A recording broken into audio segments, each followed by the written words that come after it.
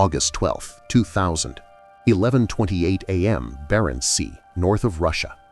A faint vibration ripples through the icy water and reaches the sonar room of the cruiser Pyotr Velyiki, the flagship of Russia's northern fleet.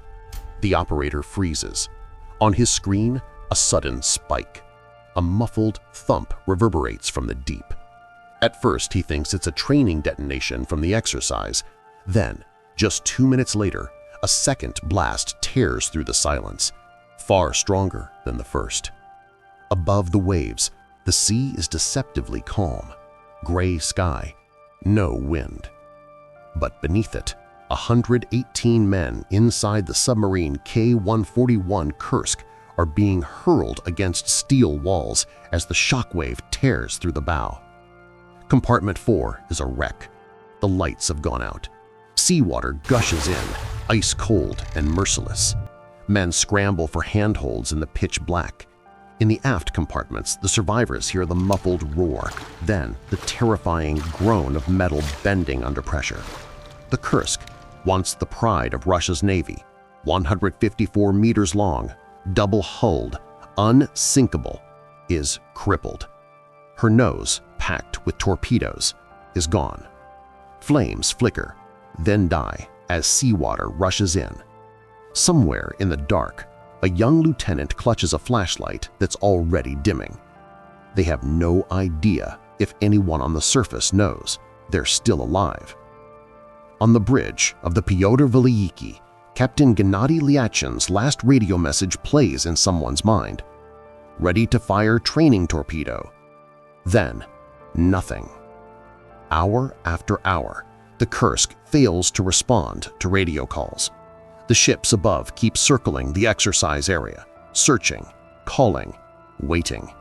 By mid-afternoon, grim realization spreads among the fleet. The Kursk has not surfaced. But below, in the 9th compartment near the stern, 23 sailors are still breathing. They crowd together in the darkness, their breath foaming in the freezing air. The bulkheads groan. Oxygen dwindles. Every creak of steel sounds like a death sentence. Among them, Captain Lieutenant Dmitry Kolesnikov tears a page from his notebook. By the glow of a failing flashlight, he begins to write.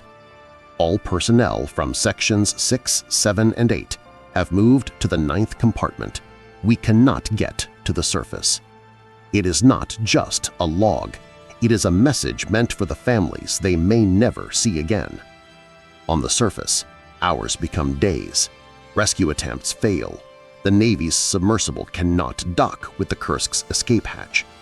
International offers of help from Britain and Norway are delayed or rejected. Families gather at the naval base in Vidyayevo, their eyes fixed on the horizon, waiting for news that does not come. Deep below, the water keeps rising. The temperature drops close to freezing. The men's breaths grow shallower. A candle flickers, then dies. A routine naval exercise has turned into one of the deadliest submarine disasters of the 21st century. How could this happen? In peacetime, without a single enemy shot fired? What caused the Kursk to explode? And the most haunting question of all, could those trapped men have been saved?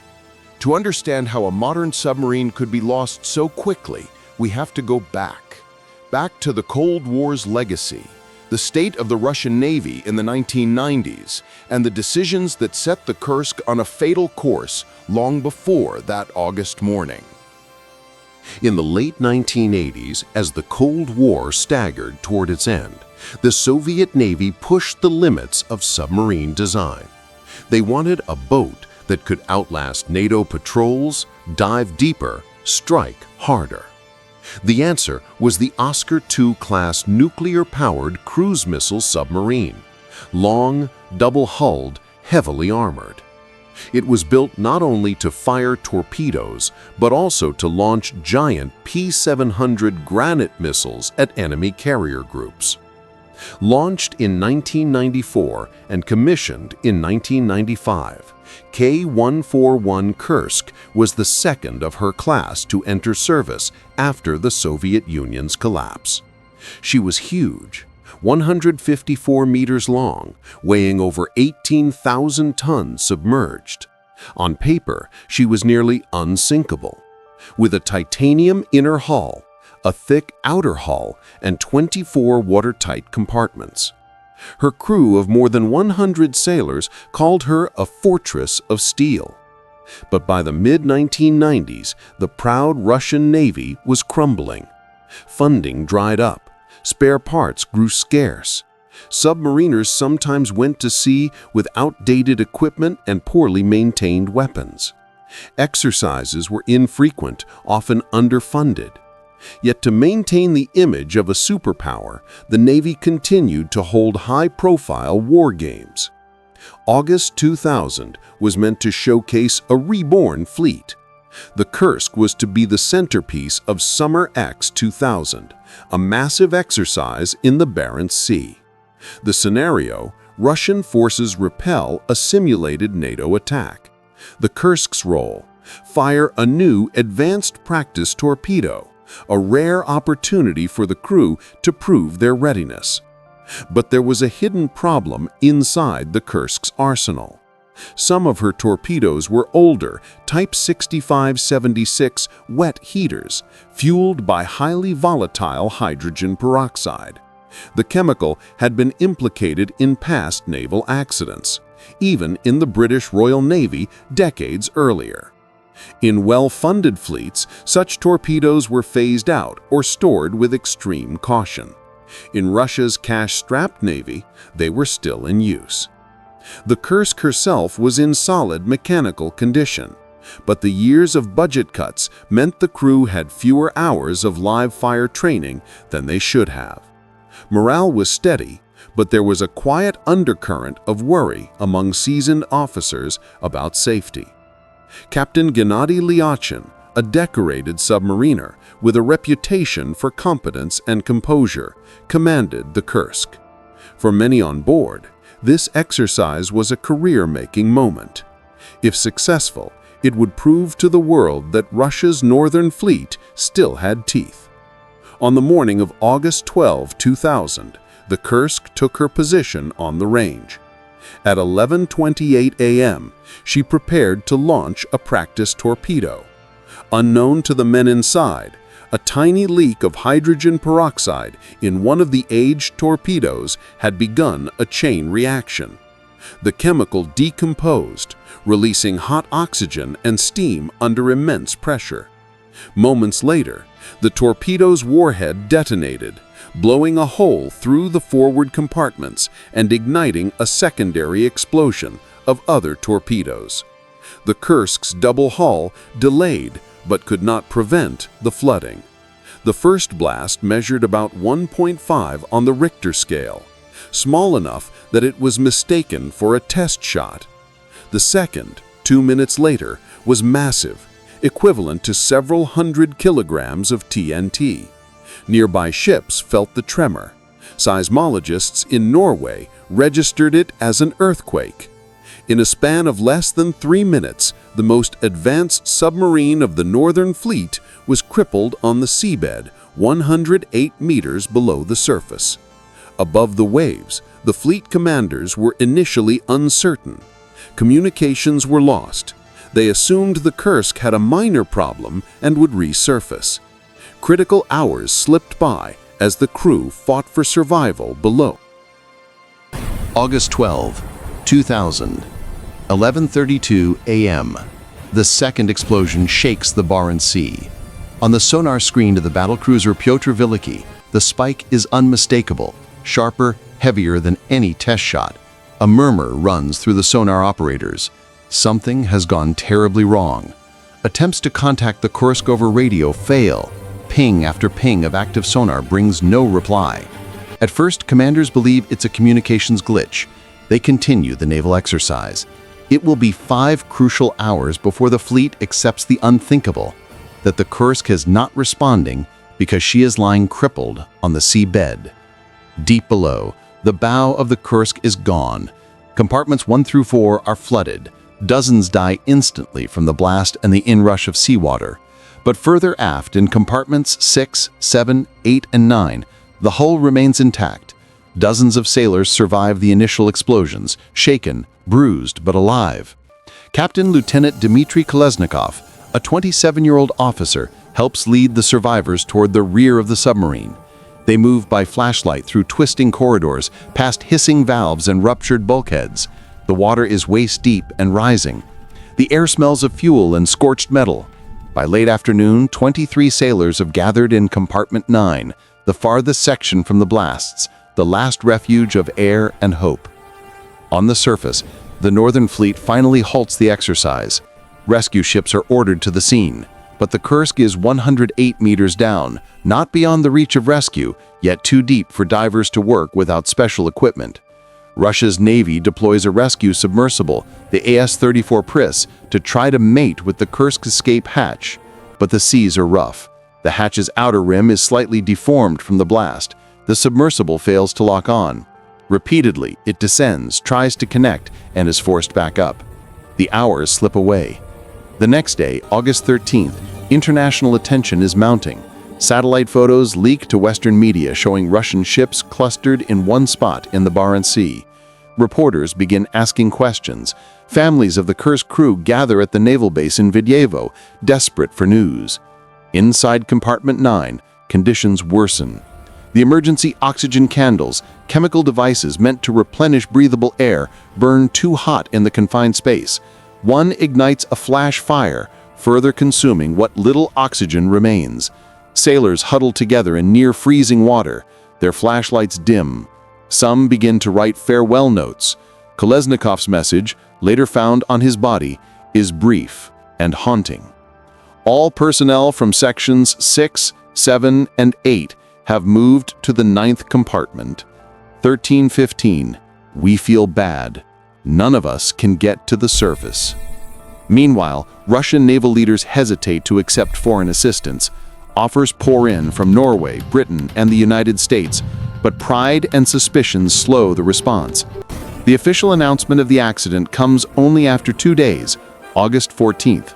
By then, oxygen inside the Kursk is dangerously low. On August 16th, finally, Norway's advanced deep-sea divers are cleared to join the mission. The weather worsens, with strong winds and choppy waves hampering every move. On August 20th, 8 days after the explosions, Norwegian divers manage to cut into the Kursk's escape hatch. When they open it, icy seawater rushes in, and no bubbles rise. All inside are gone. Forensic analysis later suggests that most of the 23 men in Compartment 9 survived for several hours after the explosions, possibly even a day or two. They succumbed not to injury, but to hypothermia, carbon monoxide, and lack of oxygen long before rescue arrived. The loss of the Kursk was not just a naval disaster, it was a national tragedy. The Russian public was outraged by the slow and secretive response. Images of anguished mothers confronting naval officers on live television shocked the world. President Vladimir Putin, newly in office, was criticized for continuing his vacation during the early days of the crisis.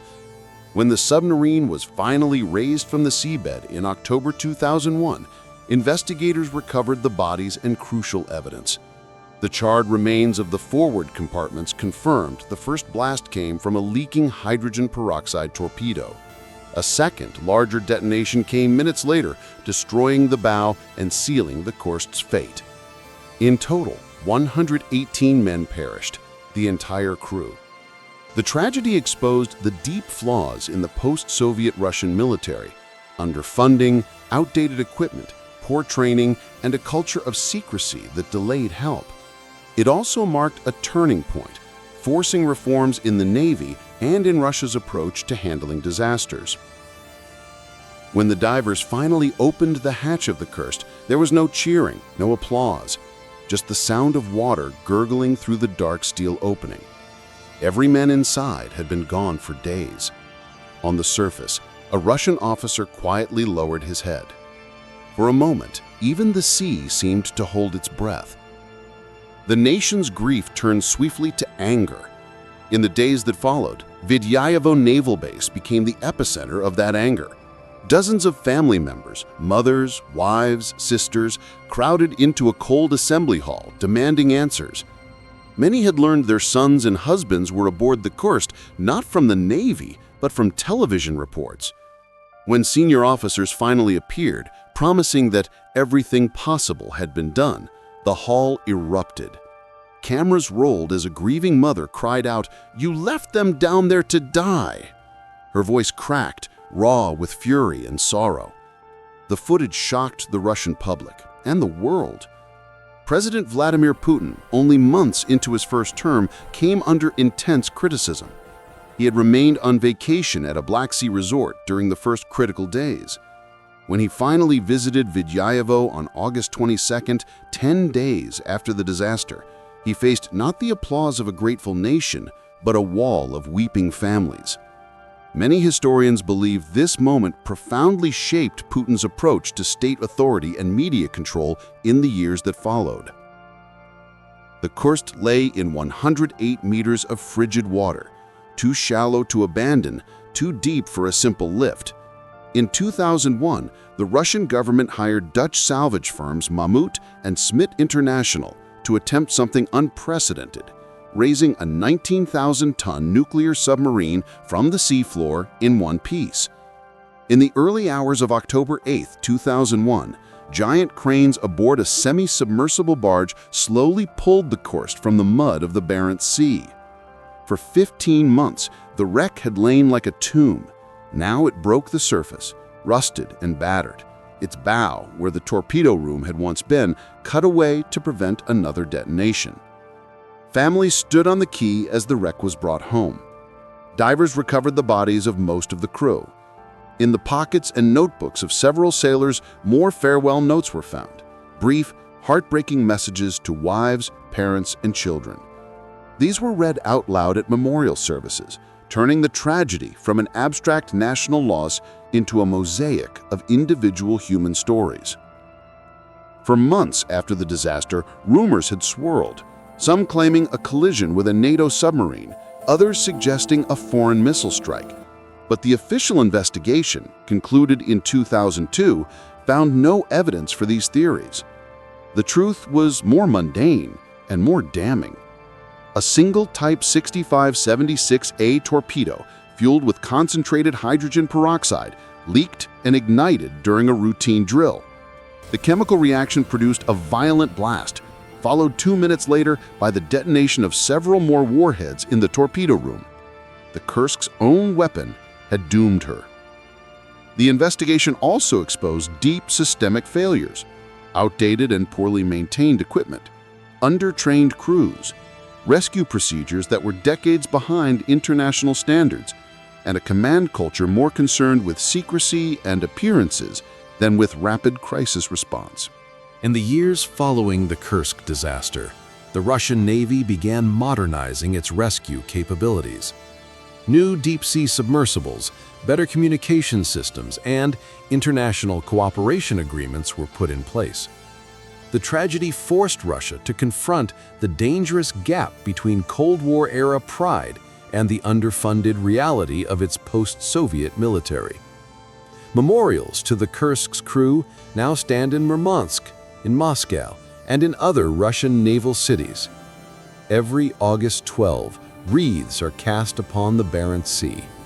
The faces of the 118 men lost stare out from photographs, young, often smiling, caught forever in the prime of their lives.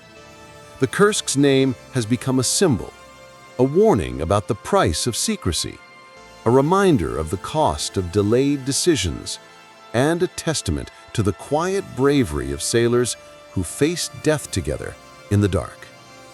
When we remember the Kursk, we remember not just the thunder of the explosion or the headlines that followed. We remembered the stillness of Compartment 9, the scribbled notes on damp paper, the families standing on a cold pier waiting for news that would not come. In the end, the Kursk story is not merely about a submarine or a torpedo or even a navy. It is about human fragility in the face of nature and technology and the choices, good and bad, that determine who survives And who is left behind? If only they had reached them sooner. That thought has haunted a generation of Russian sailors and officers, and it still lingers, a question without an answer, over the cold waters of the Barents Sea.